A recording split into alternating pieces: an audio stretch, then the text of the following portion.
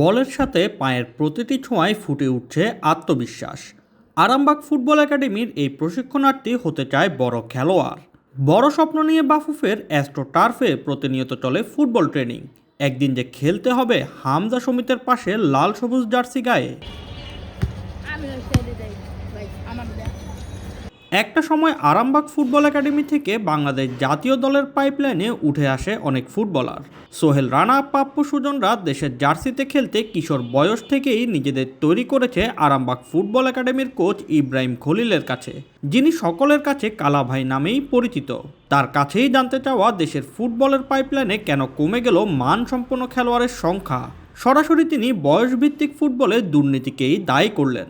Under 15, under 17 যে খেলাগুলো বাইরে খেলা হয়, এগুলো কিন্তু আপনার হলো বয়সভিত্তিক যে খেলা তারা দেয়, বয়সভিত্তিক খেলা হয় না। আপনার 16 জায়গায় যে হলো 18-20 খেলে, 17 জায়গায় 22-23 খেলে, 15 জায়গায় খেলা 18-20। তাহলে ফুটবল তো আপনার উন্নত হবে না। আগে যেরকম আপনার টুর্নামেন্ট হয়তো 16-16, 14-14, 12-12, ওইখান থেকে কিছু প্লেয়ার বাড়িয়ে আসছে, ওই জায়গা থেকে প্লেয়ার বাড়িয়েছে। এখন প্লেয়ার বাইর করতে হলে বাংলাদেশ ফুটবল ফেডারেশনের ওটাই করতে হবে, যারও আপনার দায়িত্ব দিবেন ফুটবলে, যে এর দায়িত্ব এর উনি 16 চালাবো, উনি 14 চালাবো, যে 14 শিওর, 15 জায়গায় আপনি এক বছরই করতে পারেন, 15 জায়গায় 18-20 খেলা। হ্যাঁ, এটা তো আপনার ফুটবলের জন্য অনেক খারাপ। সময় যাচ্ছে কিন্তু মাঠে গড়াচ্ছে না ফুটবলের তারকা তৈরির অন্যতম আসর পায়োনিয়ার ফুটবল লিগ। বাফুফে এখনো ব্যর্থ পায়োনিয়ারের নতুন কমিটি করতে। যেখান থেকে পূর্বে মনের মুন্নার মতো কিংবদন্তি ফুটবলাররা এসেছে, সেই পায়োনিয়ার লিগ মাঠে না গড়ালে ভালো খেলোয়াড় পাওয়া বেশ কঠিন মনে করছেন কোচ ইব্রাহিম খলিল।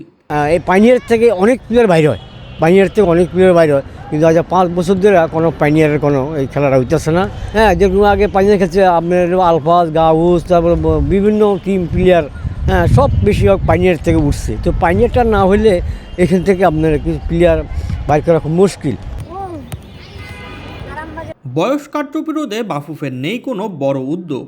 পূর্বে হারের পরীক্ষার মাধ্যমে কিছুটা নিয়ন্ত্রণের চেষ্টা করলেও তা থেকে সরে এসে আবার চোখে দেখে দাঁত গুনে খেলোয়াড়দের বয়স যাচাই করতে যায় বাফুফের কোচরা, কিন্তু তাদের সাথে থাকে না কোনো মেডিকেল অফিসার। বয়স কারচুপি রোধ ও দ্রুত পায়োনিয়ার ফুটবল লিগ চালুর তাগিদ দিলেন কোচ ইব্রাহিম খলিল। ফুটবল যদি বাঁচাতে হয় তাহলে আপনার এস লেভেলটা কমাইতে, এস লেভেলের বয়সটা জেনুইন করতে, জেনুইন যদি হয় তাহলে আমি মনে করি বর্তমানে বাংলাদেশে অনেক প্লেয়ার বাইরে দিব। এক ছেলের বয়স হলো আপনার 15, আমি যদি 18 খেলায় তো হবে না কোনো। যে পানীয় খেলাটা তাড়াতাড়ি করে যে শুরু করে নির্বাচনের পরে পানীয় খেলাটা আরম্ভ করে দিই। পানীয় খেলাটা আরম্ভ হইলে অন্য কিছু প্লেয়ার বাইরে দিব।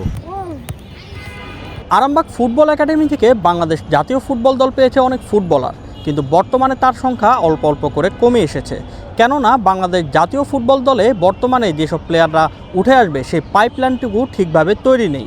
পায়োনিয়ার ফুটবল লিগ মাঠে নেই অনেক বছর।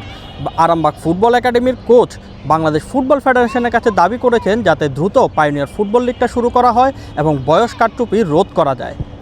বাফুফে অ্যাস্ট্রো টার্ফ থেকে Shoaib Shams, BD sports time.